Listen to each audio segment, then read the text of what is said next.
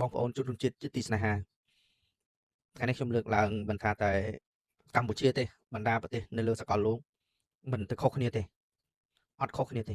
នៅពេលដែលប្រជាពលរដ្ឋនៅក្នុងប្រទេសនោះមានការយល់ដឹងវាធ្វើឲ្យការយល់ដឹងរបស់ប្រជាពលរដ្ឋនេះគឺជាមូលដ្ឋានគ្រឹះនៃប្រទេសជាតិឲ្យរឹងមាំហើយវាគឺជាការឈានទៅដំណាក់កាលមួយកសាងជាតិការពារជាតិនិងអភិវឌ្ឍជាតិប្រកបដោយភាពវិជ្ជមាននិងធ្វើឲ្យប្រទេសនោះខ្លាំងក្លាសម្រាប់អនាគតសម្រាប់បច្ចុប្បន្នប៉ុន្តែនៅពេលដែលយើងគិតថាចុះធ្វើម៉េចចុះធ្វើរបៀបម៉េចដើម្បីឲ្យប្រជាពលរដ្ឋរបស់យើងឲ្យមានការយល់ដឹងដើម្បីជាមូលដ្ឋានគ្រឹះក្នុងការកសាងជាតិការពារជាតិនិងអភិវឌ្ឍជាតិរបស់ប្រទេសយើងត្រូវងាកទៅឲ្យយល់ថានៅក្នុងសង្គមប្រជាធិបតេយ្យសិទ្ធិរបស់ប្រជាពលរដ្ឋមិនមែនជាអំណោយមិនមែនជាអំណោយដែលនរណាម្នាក់ផ្ដល់ឲ្យនោះទេប៉ុន្តែជាសិទ្ធិដែលត្រូវបានធានាដោយរដ្ឋធម្មនុញ្ញនៃប្រជាជាតិកម្ពុជាបានធានាថាប្រជាពលរដ្ឋខ្មែរទាំងស្ត្រីនិងបុរសមានសិទ្ធិបោះឆ្នោតមានសិទ្ធិឈរឈ្មោះជាបេក្ខជននិងមានសិទ្ធិចូលរួមក្នុងជីវភាពនយោបាយសេដ្ឋកិច្ចសង្គមនិងវប្បធម៌របស់ប្រទេសប៉ុន្តែសំណួរមួយដែលយើងទាំងអស់គ្នាត្រូវសួរខ្លួនឯងដែរថាតើយើងនឹងបានយល់និងប្រើប្រាស់សិទ្ធិទាំងនោះដោយទទួលការខុសត្រូវនឹងកម្រិតណាការទទួលខុសត្រូវនឹងកម្រិតណាសិទ្ធិគឺតែងតែដើរទន្ទឹមជាមួយនឹងកាតព្វកិច្ចការបោះឆ្នោតយើងដឹងហើយមិនមែនគ្រាន់តែជាការគូសស្លឹកឆ្នោតដាក់ក្នុងធុងប៉ុណ្ណោះទេប៉ុន្តែជាការសម្រេចចិត្តអំពីទិសដៅនៃប្រទេសជាតិដូច្នេះការសម្រេចចិត្តគ្រប់លើកគួរតែផ្អែកទៅលើការយល់ដឹងការពិចារណានិងព័ត៌មានដែលអាចទុកចិត្តបាននៅជុំវិញសកលលោកយើងឃើញថាប្រទេសជាច្រើននៅតែប្រឈមនឹងបញ្ហាប្រជាពលរដ្ឋមួយចំនួនអត់បានទៅបោះឆ្នោតទេឬមិនចាប់អារម្មណ៍ទៅលើកិច្ចការសាធារណៈហើយនៅពេលដែលប្រជាពលរដ្ឋបោះបង់សិទ្ធិរបស់ខ្លួនអ្នកដទៃនឹងជាអ្នកសម្រេចអនាគតជំនួសពួកគេការចូលរួមក្នុងជីវភាពនយោបាយមិនមានន័យថាត្រូវតែចូលរួមជាសមាជិកាគណៈបកណាមួយទេផ្ទុយទៅវិញវាមានន័យថាយើងយកចិត្តទុកដាក់ចំពោះបញ្ហារបស់សង្គម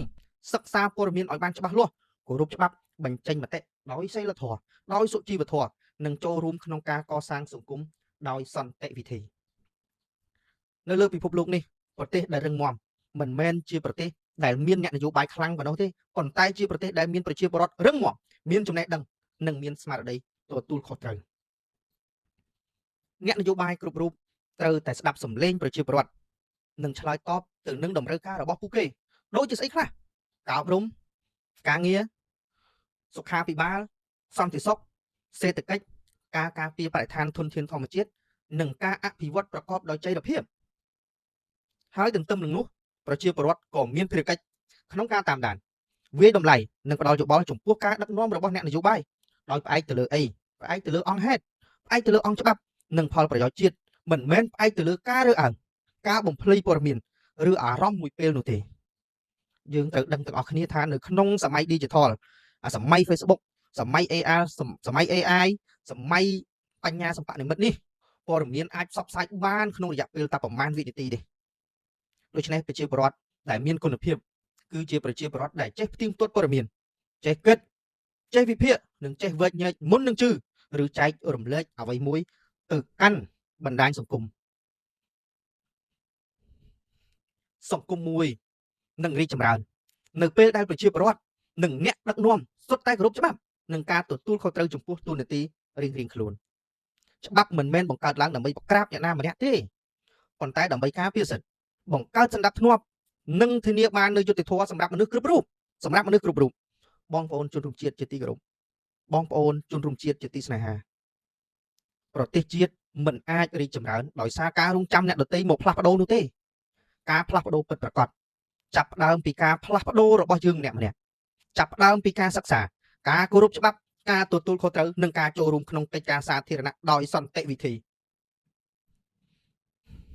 អនាគតរបស់កម្ពុជាមិនអាស្រ័យទៅលើអ្នកនយោបាយតែមួយរូប